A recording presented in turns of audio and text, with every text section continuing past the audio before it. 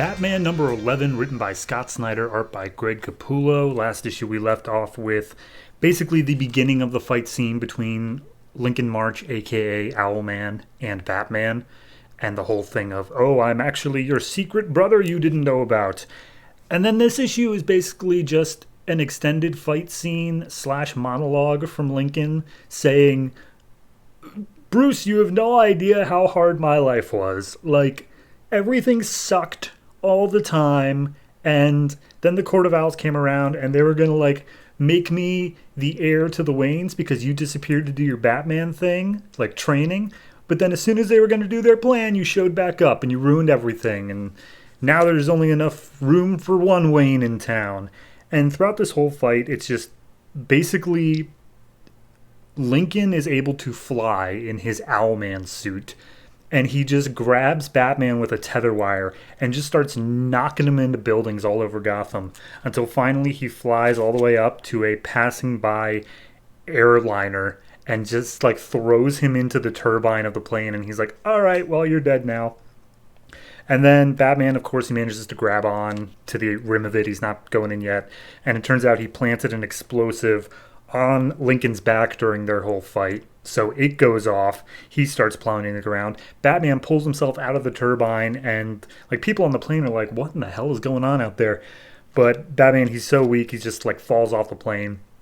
He doesn't have anything like in order to grab onto or anything like that. He's miles and miles above the city, and he just starts coming down, and he's like, well, this is it. Goodbye, Gotham. You look so pretty. But then he's like, all right, I guess I can't actually give up. So he uses a high-velocity bat rope, which he just straight up calls bat rope, and it grabs onto a construction building, his main tower that he was building for the Gotham Rejuvenation Project, and uses it to like swing his way into the tower. And of course, he is badly, badly injured. But of course, Lincoln March survives, and he just picks up Batman, and he's like, dear God, man, you really are pushing for this. All right, well, here's the deal. I'm going to destroy this tower, the symbol of Gotham that you've come to love so much. And he starts throwing out like sticky grenades all over the building.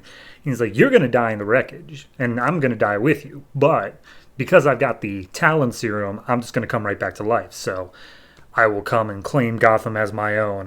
I am Gotham's... If I can't be Gotham's future, I will at least be its secret past. To which Batman's like, yeah, you are the past, Lincoln. And he shoves his thumbs into Lincoln's eyes and starts outrunning the explosions. To which Lincoln is just like, you may have gotten away this time, but I am undead. I will be back. Hardy har har. And the whole tower just starts collapsing down on Batman. And we see some time has passed, at least a day or two, and Bruce is recuperating. He's talking to Jim Gordon saying like, yeah, no, it sucks my tower went down, but luckily nobody was injured. So that's a thing. Anyway, Dick Grayson's here. I'm going to talk to him now. And Dick showed up because, I don't know, Bruce needed someone to talk to in this scene. Technically, Dick wanted to punch Bruce in the face for Bruce punching him in the face like 4 issues ago. And we just get the wrap up on how everything stood. Batman is still investigating the Court of Owls, but he literally can't find much of a trace of anything, and they have vast amounts of resources. All of the Talons are currently in cryogenic sleep underneath Blackgate Prison. And the big thing, is it possible that Lincoln March was actually Bruce Wayne's brother? To which Bruce says, my mother gave premature birth to a son after a car accident. He lived for one night in this hospital and then passed away. I truly believe that is what happened. However, at Mercy Hospital, like just down the street, there was a John Doe baby basically left there a week after the supposed death.